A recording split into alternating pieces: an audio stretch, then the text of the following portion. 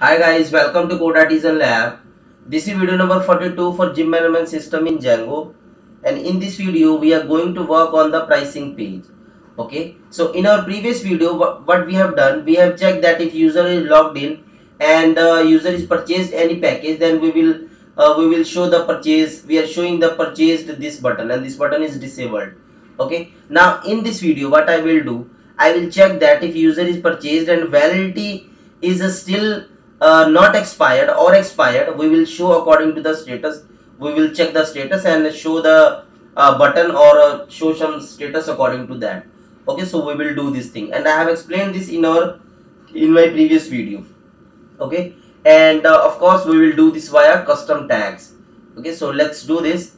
So I have opened my main template tags and check package.py. Okay, and I'll copy this first one function and paste it here. Okay, and I will name this check package validity.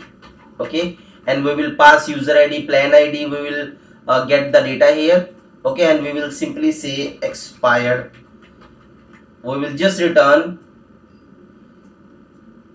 this variable.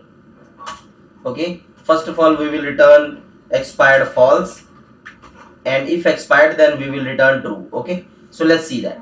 So subscription, we will check the package, that package is subscribed or not. If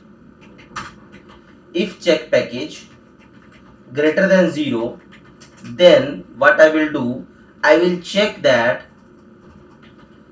I will get the, first of all I will get the today date. So for fetching the today's date, we need the date time function. So from date time import date. Okay, and let's say today equal to date dot today. Okay, and we also need the registration of the, we need the registration date, that in which day user has been purchased this package. Okay, so check, we need this data. So what I will do here, I will get this data. So simply say package data equal to filter. We will fetch the first one. Okay, and we will say this via order by, because maybe user has been purchased this before and expired then purchase again, so that we will order by minus id. Okay, and so date is this, and then reg date, purchase date, you can say purchase date equal to p data dot reg date. Okay, you can check this field in the models. If I'll go to the models, and here you can see that we will go to the subscription. So here you can see that where it is. Yes, so this is reg date. Okay, so we have reg date. Now we also need the validity. Okay, so we also need the validity. So what I will do, validity, package validity, you can say p validity equal to package validity equal to, so subscription dot plan dot, here you can see that we have defined the relationship. So subscription dot plan dot, so here is a sub plan. So where it, yeah, validity days. Okay, so validity, so this is the days. Okay, we are adding the days, that how many days will be required for the specific package. Okay, so here we need one thing more. So pending days equal to, we will minus the days, today minus p date, and we will convert this in a days. It will return integer. Okay, the difference. Okay, because we need this difference so that we can find that how many days are pending for this package to expire. Okay, so this p days, pending days. Okay, and now if this validity days, or you can say if p days greater than this validity days, then we will return expired true. I hope you are understanding my logic that what we are doing. Okay, so we will return this true. So let's open our templates pricing and let's go here. We will do same thing here. Let's first let's firstly we will print this. So if this thing, if check package, I will say in the authentication. Okay, so here it is, and we will say check package validity. We are passing this data. I will not currently I am not assigning any variable, so it will return the whatever we are returning from the custom tag. Refresh the page. Let's see what it is saying. So we need to restart the server. Oh, maybe we have forgot to add some, but we have added. Okay, we need to restart the server just.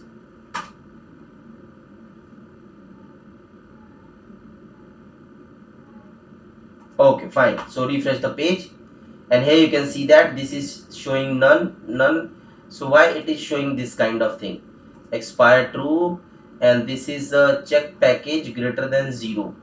So I'm checking that this subscription has been this is check package and greater than 0. If package is purchased, okay, then we are assigning something, and let's say else it will return false also. Refresh here, and but it is returning check. Oh, check package validity, this is fine, and expire we are returning, actually we are not returning anything. This is the thing why we are not getting any data. Okay, so refresh the page. So this is true, this is false, and this is false. Okay, now I am going to show you that why it is sending us true. I will just check that how many days are pending or not. So p days equal to pending days equal to, so why it is saying that p days. Okay, we need to, if we are returning this, we need to add this assign this, we need to assign this variable. Let's say 0, let's say none, not anything, let's say none. Refresh the page.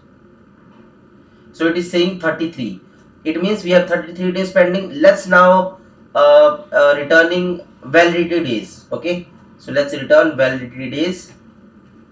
Let's say this thing. I will just simply say p validity equal to also none. I hope you are understanding that why I am doing this p validity days. Okay, assigning this. Refresh the page.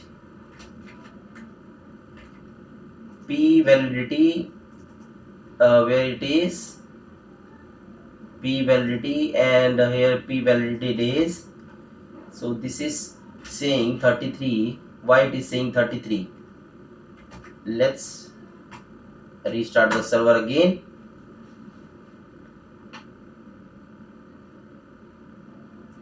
Refresh the page. Okay, so here you can see that this is 30. Okay, so validity days are 30, but we our pending days are greater than validity days, so that the package is expired. Okay, so I hope you are understanding all the things. You can remove this variable, or you can keep it as it is. Okay, now if expired, now if this is expired, let's assign this, and we need to add this in a authentication package. Okay, and I will assign this as check validity.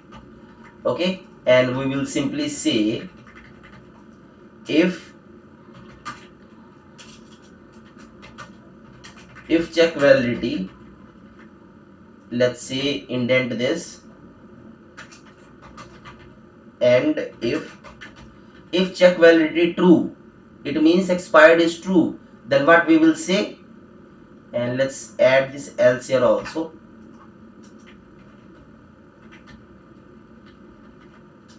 Add. Okay, fine. Now we will say purchased here, okay, and we will say expired. Okay, if validity is expired, then we will say expired, else we will show purchase. Okay, so this is showing purchase. Okay, you can in